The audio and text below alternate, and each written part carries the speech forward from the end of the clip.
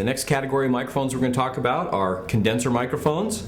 Condenser microphones are a little more expensive, a little higher end sound, and they're really great on vocals, drum overheads, basically anything you can record with a regular microphone. A lot of people will use condenser microphones even on guitar cabinets. Condenser may confuse you, the sound, the name, but basically what it means is it requires power for the microphone to work. Imagine plugging your guitar into your amplifier and not turning it on. You wouldn't get a whole lot of sound out of there. It's the same way with a condenser microphone. It requires what's called 48 volt phantom power. Most of your preamps or recording interfaces will have a 48 volt phantom power switch. It's very important to get the order of plugging a condenser mic in down right so you don't damage the microphone. First, you want to plug the microphone in to the cable. Okay, next you'll want to plug the other end into your preamp or computer recording interface. Once both ends are connected safely, flip on the 48 volt phantom power switch and then you're ready to record. Okay, since the phantom powers are amplified, they tend to pick up a lot more of the room sound than a normal dynamic mic would. It's very important that you use them on a source that you can pick up a lot of room, that it's okay for you to pick up a lot of room on.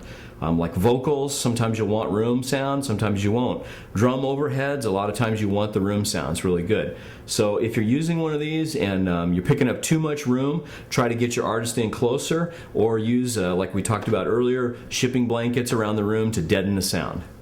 Okay, talking about room sound, may be confusing for some people. This is my studio and it is acoustically treated for a very natural sound, natural decay. If I clap my hands, hopefully the microphone's picking it up good. It's a nice natural decay. To give an example of this in your own home, go into your bathroom. Go in there and close the door and clap your hands really loud. You'll hear a reverby sound and a lot of ringing. That's what you don't want to pick up on your recording, so it's important to have acoustic treatment. And that's what we're talking about by getting a lot of room sound.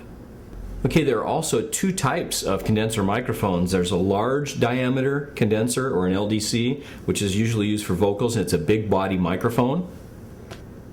And there are also small diameter, or SDC condenser microphones. These are traditionally used on acoustic guitars, drum overheads, snare drums, and the like. There are a lot of condenser microphones you can get for starting out. The one I really love a lot is the Rode NT1A. You're going to ask me why, okay?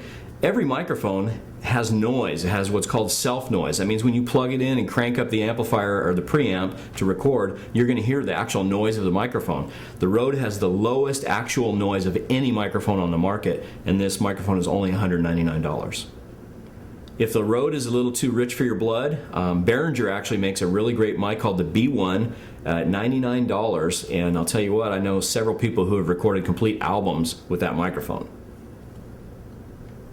By the way, when you do plug in your condenser microphones and flip on the phantom power, you need to wait a few seconds for it to warm up and for the microphone to stabilize. That's just an important tip.